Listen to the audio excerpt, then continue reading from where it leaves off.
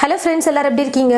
இன்னைக்கு நம்ம வீடியோல பொங்கல் ஸ்பெஷலுக்கு நம்ம ஒரு 3 வகையான ரெசிபீஸ் வந்து பார்க்க போறோம். அதாவது பொங்கல் அன்னைக்கு வந்து பாத்தீங்கன்னா நிறைய ரெசிபீஸ்லாம் நம்ம சாமிக்கு படைக்கிறதுக்கு செய்வோம். அது கூடவே முக்கியமா இந்த 3 பொருளையும் நம்ம எல்லாரும் கண்டிப்பா ட்ரை பண்ணுவோம். அதாவது எந்த ஒரு ஃபங்க்ஷனா இருந்தாலுமே வடை, பாயாசம், ஸ்வீட் பொங்கல் வந்து நம்ம செய்யிறது வழக்கம் தான். அதுவும் தை பொங்கல் அன்னைக்கு ஸ்வீட் பொங்கல் வந்து நம்ம கண்டிப்பா செய்வோம். இன்னைக்கு வந்து ஸ்வீட் பொங்கல், சேமியா ஜவ்வரிசி பாயாசம், மெது வடை எப்படி செய்யறதுன்னு பார்க்க போறோம்.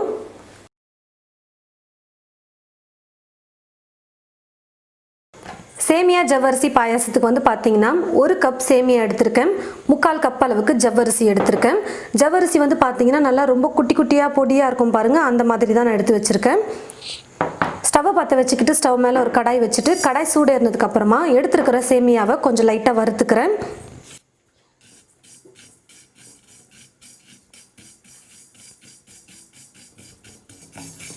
ஓரளவுக்கு சேமியா வறுப்பட்டதுக்கு அப்புறமா இதை எடுத்து ஒரு பிளேட்டில் மாற்றிக்கிறேன். திரும்ப இதே கடாயில் எடுத்துருக்கிற ஜவ்வரிசியை போட்டு லைட்டாக வறுத்துக்கிறேன்.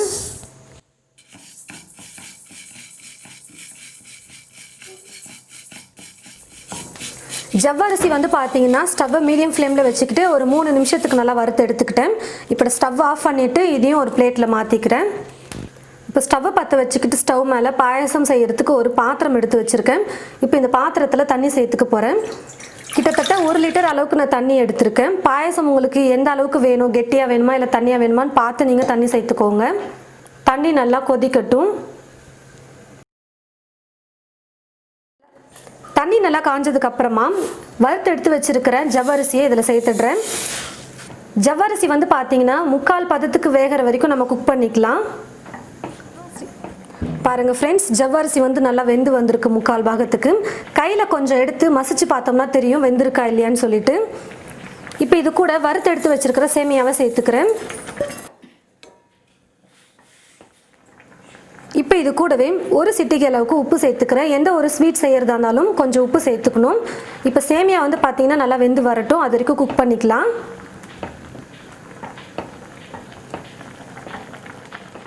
சேமியாவும் வந்து பார்த்தீங்கன்னா நல்லா வெந்து வந்துருச்சு. கொஞ்சம் கையில் மசிச்சு பார்த்தீங்கன்னா தெரியும் வெந்திருக்கா இல்லையான்னு சொல்லிட்டு. இப்போ சேமியா ஜவ்வரிசி ரெண்டுமே நல்லா வெந்து வந்துருச்சு. இது கூட சர்க்கரையை சேர்த்துக்க போகிறேன். 1 கப் அளவுக்கு சர்க்கரையை சேர்த்துக்கிறேன். சர்க்கரை நல்லா கரைஞ்சி வரட்டும். இப்போ இது கூட பால் வந்து சேர்த்துக்க போகிறேன். பாலை வந்து தண்ணி சேர்க்காம நல்லா காய வச்சு எடுத்து வச்சுருக்கேன். இந்த பாலை சேர்த்துடுறேன்.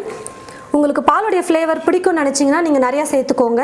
இல்லை பாலோட ஃப்ளேவர் லைட்டாக இருந்தால் போதும்னு நீங்கள் நினச்சிங்கன்னா கம்மியாக சேர்த்துக்கோங்க. பாலை வந்து தண்ணி வந்து அதிகமாக சேர்த்துக்கோங்க, கரெக்டாக இருக்கும்.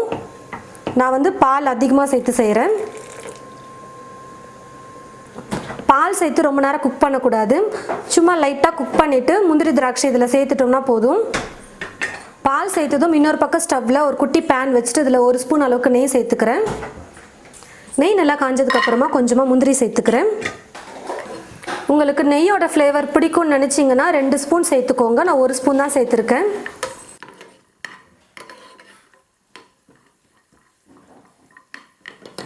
முந்திரி ஓரளவுக்கு வறுப்பட்டதும் திராட்சை கொஞ்சம் சேர்த்துக்கிறேன்.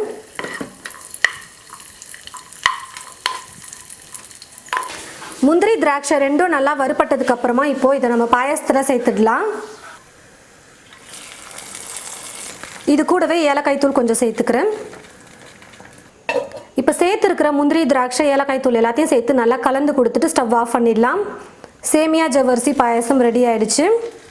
நல்லா டேஸ்டியாக எல்லாருக்கும் ரொம்ப பிடிக்கக்கூடிய வகையில் ஜவ்வரிசி சேமியா பாயாசம் ரெடி பண்ணிட்டோம். பாலும் சேர்த்து செஞ்சுருக்கிறதுனால டேஸ்ட் வந்து பார்த்தீங்கன்னா அவ்வளோ சூப்பராக இருக்கும் குடிக்கிறதுக்கு.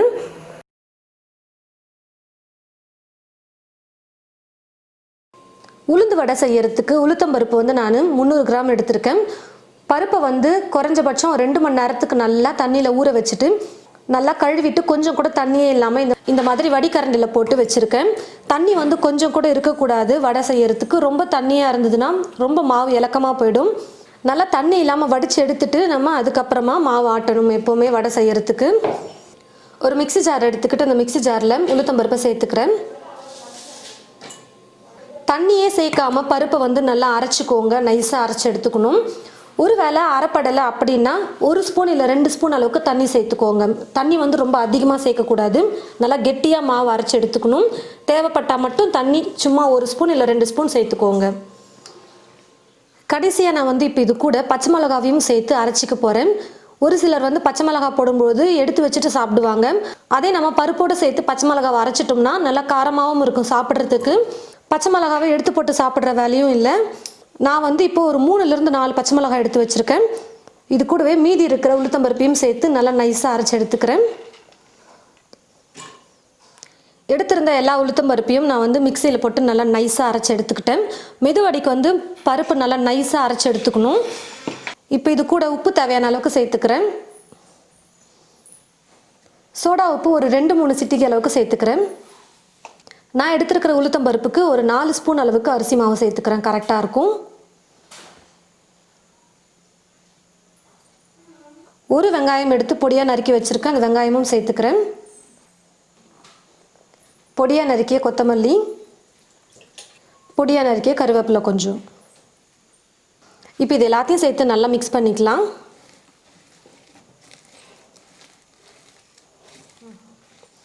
பாருங்கள் ஃப்ரெண்ட்ஸ், எல்லாத்தையும் சேர்த்து நல்லா மிக்ஸ் பண்ணிக்கிட்டேன். மாவு வந்து பார்த்திங்கன்னா ரொம்ப இலக்கமாக இருக்கக்கூடாது. அப்போது மெதுவடை ஷேப்பில் வந்து நம்மளால் மாவு எடுத்து எண்ணெயில் போட முடியாது. ரொம்ப இலக்கமாக போயிடும். ஒரு வேளை கொஞ்சம் இலக்கமாக இருக்கிற மாதிரி இருந்தால் எக்ஸ்ட்ரா நீங்கள் 2 ஸ்பூன் கூட அரிசி மாவு சேர்த்து கொஞ்சம் கரெக்டான பதத்துக்கு மாவை பிசைஞ்சுக்கோங்க. எப்போவுமே மெதுவடைக்கு வந்து பக்கத்தில் ஒரு கிண்ணத்தில் தண்ணி வச்சுக்கோங்க. கொஞ்சம் ஈரப்பதமாக இருக்கிற மாதிரி தண்ணியில் கையை நனைச்சிட்டு கொஞ்சம் கொஞ்சமாக இப்படி மாவு எடுத்து இப்படி நடுவில் ஒரு ஹோல்ஸ் போட்டு எண்ணெயில் போட்டுடலாம். பாருங்கள், இந்த மாதிரி ஒட்டாமல் போடுறதுக்கு கொஞ்சம் ஈரப்பதமாக இருக்கணும் கை. இப்படி எடுத்து போடும்போது உங்களுக்கு கரெக்டாக மெதுவடை ஷேப்பில் வருதான்னு பாருங்கள். ஒருவேளை மாவு ரொம்ப இலக்கமாக இருந்துச்சுன்னா 2 ஸ்பூன் அரிசி மாவு கூட கொஞ்சம் எக்ஸ்ட்ரா சேர்த்துக்கோங்க. கரெக்டாக இருக்கும். இப்போ நம்ம கரெக்டான பதத்துக்கு மாவு வந்து ரெடி பண்ணி வச்சாச்சு. இப்போ வடை செய்ய ஆரம்பிச்சிடலாம். கடாயில் எண்ணெய் ஊற்றி வச்சுட்டேன். எண்ணெய் வந்து பார்த்திங்கன்னா நல்லா காஞ்சிருச்சு. கொஞ்சமாக மாவு எடுத்து எண்ணெயில் போட்டு பாருங்கள், எண்ணெய் காஞ்சிருக்கா இல்லையான்னு தெரிஞ்சிடும். எண்ணெய் இப்போ நல்லா காஞ்சி வந்துருச்சு. தண்ணியில் கொஞ்சம் கையை நனைச்சிக்கிட்டு கொஞ்சம் கொஞ்சமாக மாவு எடுத்து இப்போ நம்ம வடையாக தட்டி போட்டுடலாம்.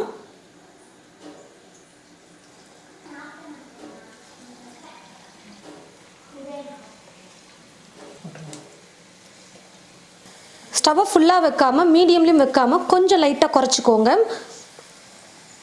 ரொம்ப ஃபுல்லாக வச்சுட்டாலும் மேலே சீக்கிரம் வடை கலர் வந்துடும். ஆனால் உள்ளே வந்து வெந்திருக்காது. அப்பப்போ கரண்டி வச்சு திருப்பி கொடுத்துக்கிட்டோம்னா 2 பக்கமும் நல்லா வெந்து வந்துடும்.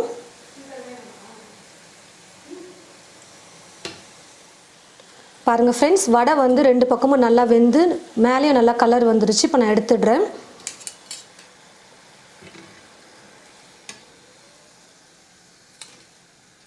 இதே போல் மீதி இருக்கிற எல்லா மாவையும் எண்ணெயில் போட்டு நம்ம பொரிச்சு எடுத்துடலாம். பாருங்கள் ஃப்ரெண்ட்ஸ், மெதுவடை வந்து ரெடி பண்ணியாச்சு. ரொம்ப டேஸ்டியாக சூப்பராக மெதுவடை வந்து ரெடி பண்ணிட்டோம். மாவு வந்து தண்ணி சேர்க்காமல் நல்லா நைஸாக அரைச்சி எடுத்துக்கிட்டிங்கன்னா கெட்டியாக சூப்பராக வடை செஞ்சிடலாம். ஒரு வேளை லைட்டாக இலக்கமாக இருந்தால் அரிசி மாவு மட்டும் கூட சேர்த்துக்கோங்க. கொஞ்சம் நல்லா கெட்டியாக இருக்கும் மாவு. அப்போ வந்து இந்த மாதிரி வடை வந்து தட்டி போடுறதுக்கு ஈஸியாக இருக்கும். ஒரு வேளை உங்களுக்கு இந்த மாதிரி ஹோல்ஸ்லாம் போட்டு வடை செய்ய வரல அப்படின்னா கொஞ்சம் கொஞ்சமாக மாவு எடுத்து நீங்கள் போண்டாவாக செஞ்சுக்கோங்க. ஒன்றும் பிரச்சனை இல்லை. நல்லா சூப்பராக மெதுவடை ரெடி ஆகிடுச்சு.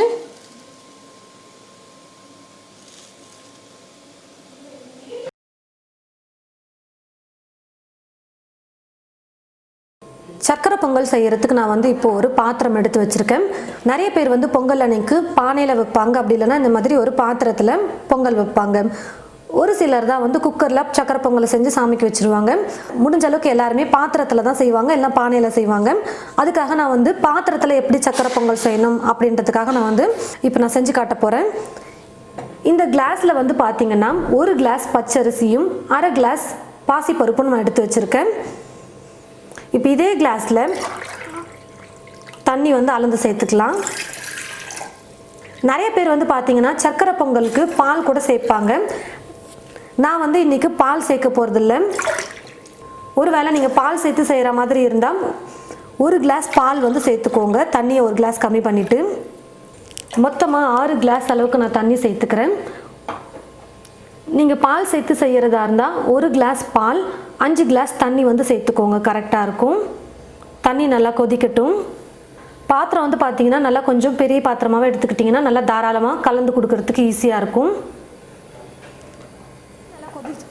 தண்ணி நல்லா கொதிக்க ஆரம்பித்ததுக்கு அப்புறமா 1 கிளாஸ் பச்சரிசி, 1/2 கிளாஸ் பாசிப்பருப்பு நான் வந்து தண்ணியில் நல்லா 1/2 மணி நேரத்துக்கு ஊற வச்சு எடுத்து வச்சுருக்கேன்.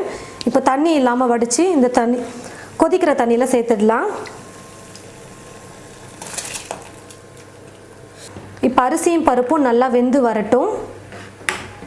நல்லா வெந்து குழஞ்சி வர வரைக்கும் நம்ம குக் பண்ணணும். அப்போ தான் சக்கரை பொங்கல் சாப்பிட்றதுக்கு நல்லாயிருக்கும். அரிசி பருப்பு முழுசாக இருக்கிற மாதிரி இருந்ததுன்னா சாப்பிட நல்லா இருக்காது. நல்லா குழஞ்சி வந்தால் தான் நல்லாயிருக்கும். அப்பப்போ கரண்டி வச்சு கலந்து கொடுத்துட்டே இருக்கலாம். அப்போ தான் அடி பிடிக்காமல் வெந்து வரும். நல்லா ரொம்ப குழஞ்சி வரணும் அப்படின்னு நினச்சிங்கன்னா தண்ணி நீங்கள் எக்ஸ்ட்ரா கூட சேர்த்துக்கலாம். பாத்திரத்தில் பானையிலலாம் செய்கிறவங்க வந்து தண்ணி வந்து அளந்து சேர்க்க மாட்டாங்க, அப்படியே குத்துமதிப்பாக சேர்த்துக்குவாங்க. நான் வந்து ஃபஸ்ட் டைம் நீங்கள் இப்போ தான் ட்ரை பண்ணுறீங்க அப்படின்னா கொஞ்சம் தண்ணி அளவு சொன்னால் உங்களுக்கு கொஞ்சம் ஈஸியாக இருக்குன்றதுனால தண்ணி நான் வந்து அளந்து சேர்த்துருக்கேன். அரிசி பருப்பையும் நல்லா ஊற வச்சுக்கிட்டிங்கன்னா நல்லா சீக்கிரமாக வெந்து வந்துடும். நல்லா பாருங்கள் ஃப்ரெண்ட்ஸ், அரிசியும் பருப்பும் நல்லா வெந்து வந்துருச்சு. கையில் கொஞ்சம் எடுத்து மசிச்சு பார்த்தீங்கன்னா தெரியும் வெந்திருக்கா இல்லையான்னு சொல்லிட்டு. எல்லாமே நல்லா வெந்து வந்துருச்சு. ஒருவேளை நீங்கள் பாசிப்பருப்பை ஊற வைக்க மறந்துட்டீங்க அப்படின்னா முதல்ல தண்ணி கொதிச்சதுக்கப்புறமா பாசிப்பருப்பை போட்டு கொஞ்சம் வெந்ததுக்கப்புறமா அரிசி போட்டு வேக வச்சுக்கோங்க. அப்போ வந்து அரிசியும் பருப்பும் நல்லா சமமாக வெந்து வந்திருக்கும்.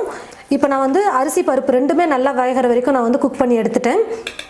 ஒரு பாத்திரத்தில் வெல்லத்தை வந்து துருவி எடுத்து வச்சுருக்கேன், அதை சேர்த்துக்கிறேன். தண்ணி வந்து கொஞ்சமாக சேர்த்துக்கலாம். ஒரு 1/2 டம்ளர் அளவுக்கு தண்ணி சேர்த்துக்கிட்டா போதும். அரிசி பருப்பு எடுத்த அதே கிளாஸில் 1.5 கப் அளவுக்கு வெல்லம், அப்படி இல்லைனா 2 கப் அளவுக்கு வெல்லம் வந்து துருவி எடுத்துக்கோங்க. ஸ்வீட் அதிகமாக சாப்பிட்றவங்களா இருந்தால் 2 கிளாஸ் அளவுக்கு எடுத்துக்கோங்க. அதே ஸ்வீட் கொஞ்சம் கம்மியாக இருந்தால் போதும் அப்படின்னு நினச்சிங்கன்னா 1.5 கிளாஸ் வெல்லம் வந்து எடுத்துக்கோங்க, கரெக்டாக இருக்கும்.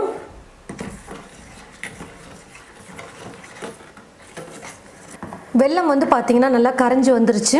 இந்த மாதிரி நல்லா கரைஞ்சி கொதிக்க ஆரம்பித்ததுக்கு அப்புறமா வெள்ளை கரைசலை நம்ம எடுத்து பொங்கலில் சேர்த்துடலாம். நல்லா கரண்டி வச்சு கொஞ்சம் மசிச்சுக்கிட்டிங்கன்னா நல்லா கொஞ்சம் குழஞ்சி வரும். அப்போ சக்கரை பொங்கல் சாப்பிட்றதுக்கே நல்லா டேஸ்ட் சூப்பராக இருக்கும். அப்பப்போ கலந்து கொடுத்துக்கிட்டே இருக்கணும். தண்ணி ட்ரை ஆக கரண்டி வச்சு அப்பப்போ கலந்து கொடுங்க, இல்லைன்னா அடி பிடிச்சிரும்.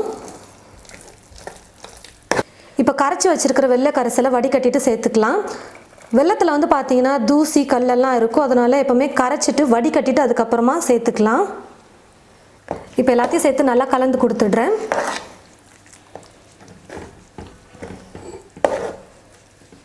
வெள்ளை கரைசலை சேர்த்து நல்லா கலந்து கொடுத்ததுக்கப்புறமா இது கூட ஒரு சிட்டிகை அளவுக்கு உப்பு சேர்த்துக்கிறேன். ஏலக்காய் தூள் 1/4 ஸ்பூன் சேர்த்துக்கிறேன்.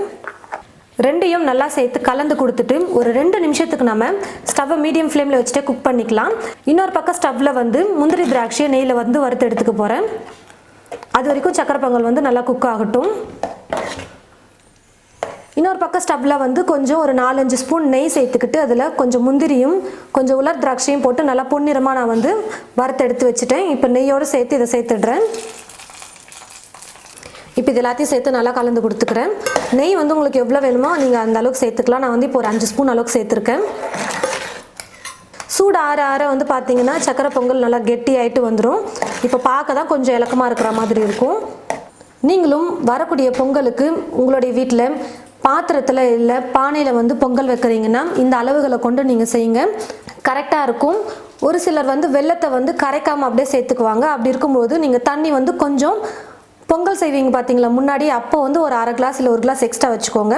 வெல்லத்தை வந்து கரைச்சிட்டு நீங்கள் சேர்க்குற மாதிரி இருந்தால் தண்ணி வந்து நீங்கள் முன்னாடியே அதிகமாக வைக்க வேணாம், நான் சொன்ன அளவே நீங்கள் வச்சுக்கோங்க.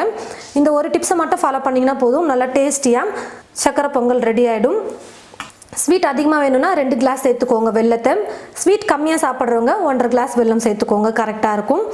பொங்கலுக்கு ஸ்பெஷலாக 3 வகையான ரெசிபிஸ் நம்ம வந்து ட்ரை பண்ணியிருக்கோம். சேமியா ஜவ்வரிசி வச்சு பாயசம் ரெடி பண்ணியிருக்கோம், கூடவே ஸ்வீட் பொங்கல், அதுக்கப்புறம் வடை வந்து செஞ்சுருக்கோம். கண்டிப்பாக இந்த 3 ரெசிபியும் உங்களுக்கு ரொம்பவே யூஸ்ஃபுல்லாக இருக்கும் பொங்கல் அன்னைக்கு செய்யறதுக்கு. இந்த 3 ரெசிபியும் ட்ரை பண்ணி பார்த்துட்டு எப்படி இருக்குன்னு மறக்காமல் கமெண்ட் பாக்ஸில் வந்து கமெண்ட் பண்ணுங்கள். இந்த வீடியோவை மற்றவங்களுக்கும் ஷேர் பண்ணுங்கள். இது போல் நிறைய ரெசிபிஸ் பார்க்க தமிழ் ஃபுட் மசாலா சேனலை மறக்காமல் சப்ஸ்கிரைப் பண்ணிக்கோங்க. கூடவே பக்கத்தில் இருக்கிற பெல் ஐக்கானை கிளிக் பண்ண மறந்துடாதீங்க. தேங்க்யூ.